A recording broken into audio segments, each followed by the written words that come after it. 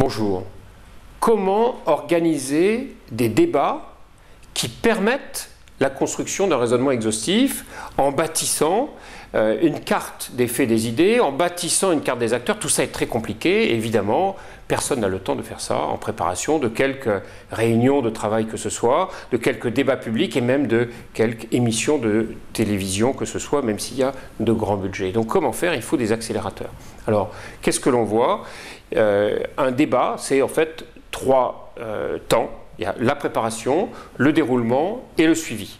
On va regarder les faiblesses actuelles de chacun de ces trois temps et ensuite ce qu'il est nécessaire d'ajouter pour corriger les faiblesses et transformer les réunions en véritable instant de réflexion collective, productive, de diagnostic partagé et de projets communs. Alors premièrement, la préparation, eh bien, dans la plupart des cas, le cadrage de la réunion est très basique, c'est-à-dire que est-ce qu'on fait un ordre du jour? Souvent, il n'y en a même pas.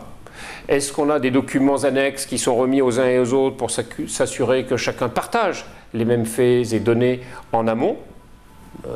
Souvent, il n'y a pas. Est-ce que même on minute la répartition de la parole en s'assurant d'un équilibre dans la distribution de la parole? Souvent, non.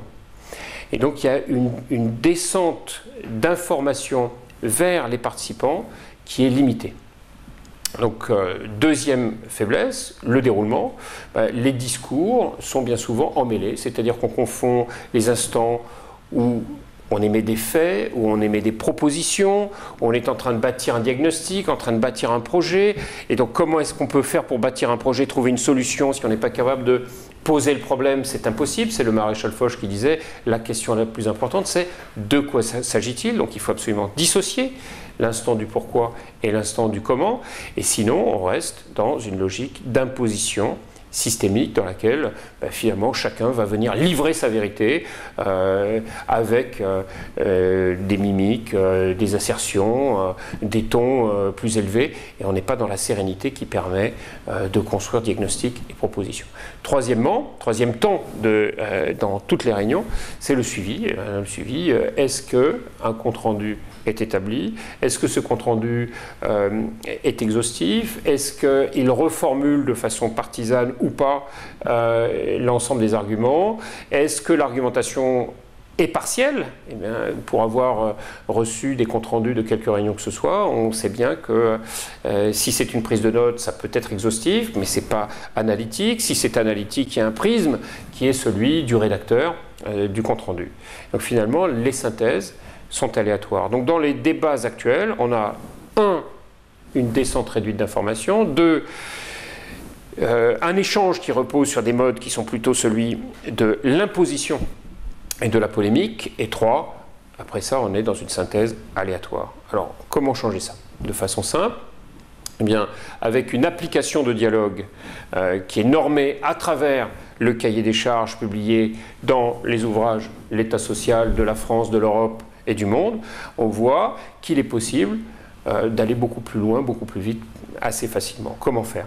Il faut s'adosser à un questionnaire préparatoire qui est en 3 dimensions. D'une part, un formulaire de pratique, d'autre part, un formulaire de témoignage, de troisième part, un quotient d'intelligence sociale. Ça va structurer la remontée systémique d'informations. Tous ceux qui ont des choses à dire vont pouvoir le dire.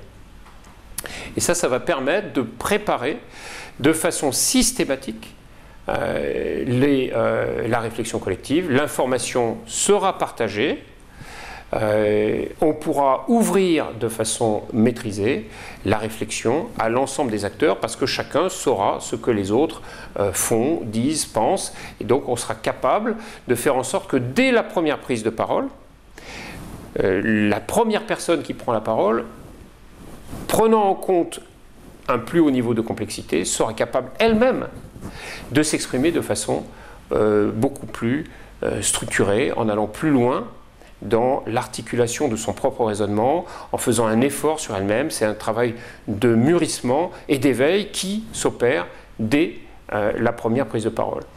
Deuxième temps, c'est comment est-ce qu'on distribue la parole. Pour distribuer la parole, il faut que l'animateur ait accès à ce que nous appelons un livre bleu, c'est-à-dire un sociogramme mis à plat, c'est-à-dire la liste de l'ensemble des participants doit être classée par socioprofil et l'animateur doit s'assurer que la diversité des socioprofils va pouvoir prendre la parole. C'est-à-dire que bien souvent, nous avons des socioprofils qui sont ultra minoritaires sur un sujet et ces gens-là, s'ils se sentent non suivis par la majorité en place, ils se disent, pas grave, je m'exprimerai sur le sujet suivant.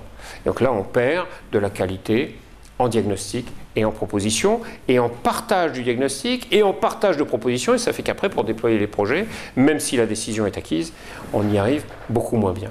Donc il faut un livre bleu, il faut un sociogramme, et il faut un fil bleu. Alors ces trois choses-là, le fil bleu, c'est le sociogramme à plat, le sociogramme, c'est comprendre la lecture de la diversité des acteurs, le livre bleu, c'est comprendre la lecture de la diversité des faits et des idées. Et ça permet à l'animateur de distribuer la parole, de faire en sorte que chacun comprenne ce que les autres pensent, veulent et font.